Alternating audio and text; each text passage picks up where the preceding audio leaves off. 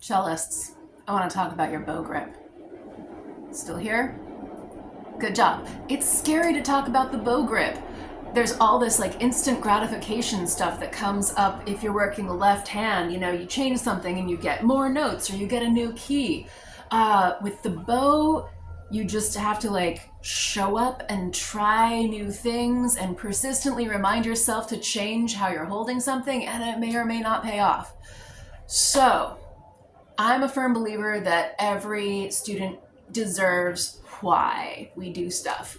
Uh, so let's talk about what the fingers are doing and why what you're doing may not be working for you. Or if what you have seems to be working for you, here's a checklist so you can tell that you are good and you can move on to the next thing.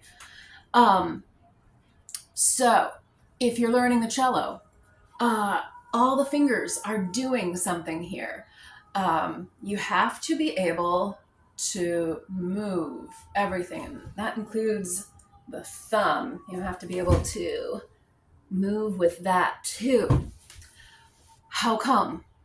Uh, the angle that you hold the bow at has to adapt depending on where you are on the string. So when you're out here, you have to have your little finger tucking up. And when you're up bow, like at the tip, then your index finger has to be available to pull the tip of the bow up so you can keep it nice and horizontal as you're moving across. Um, or better yet, that you can control the angle you're at so you can make crescendos and decrescendos and really control every movement.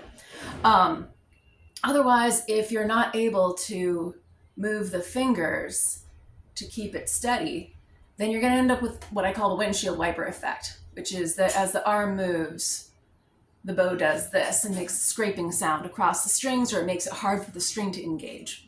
So, what do we do about that? If you are not able to engage the fingers and engage the wrist to affect your angle, one of the things that could be happening is you might not be keeping your thumb rounded.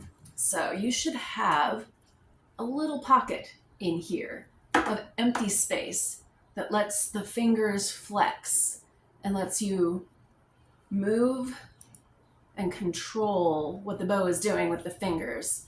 Like with your wrist too, the wrist is really important, but you have to be able to like counterbalance it with the fingers. Okay, so if you're able to keep your first finger flexible and engaged, keeping it wrapped around the silver part there, then you'll be able to press and add pressure, dig in and lift. And this will let you do things like good staccato, flying staccato, spiccato, different words, similar ideas. And it'll let you add control out at the tip.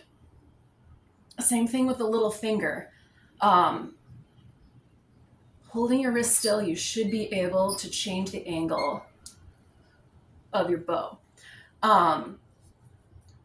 So having the little finger wrapped around, touching the eye of the frog will let you do that.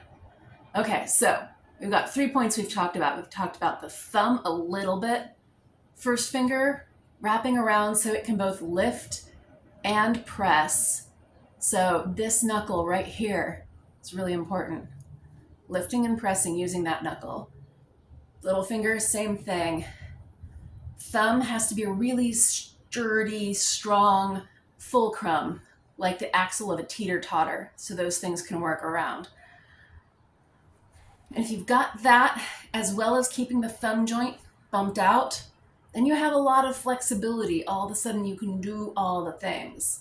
If you already have all those, great. Check your bow grip out. So the position of the hand doesn't have to be like this. If you look at a lot of great cello players, they might be doing different things, different angles. I don't think you're ever going to see anybody like this. Somebody prove me wrong. But definitely people who are more pronated or people who are like super right angle to the stick of the bow.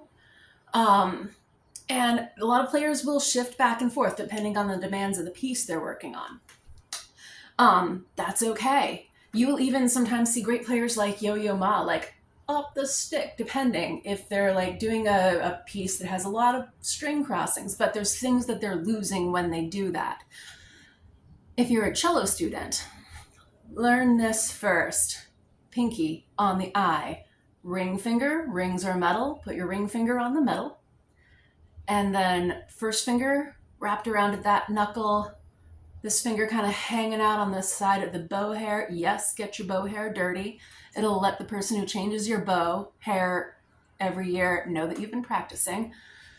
Yeah, get the bow hair a little bit dirty with the fingertips sometimes.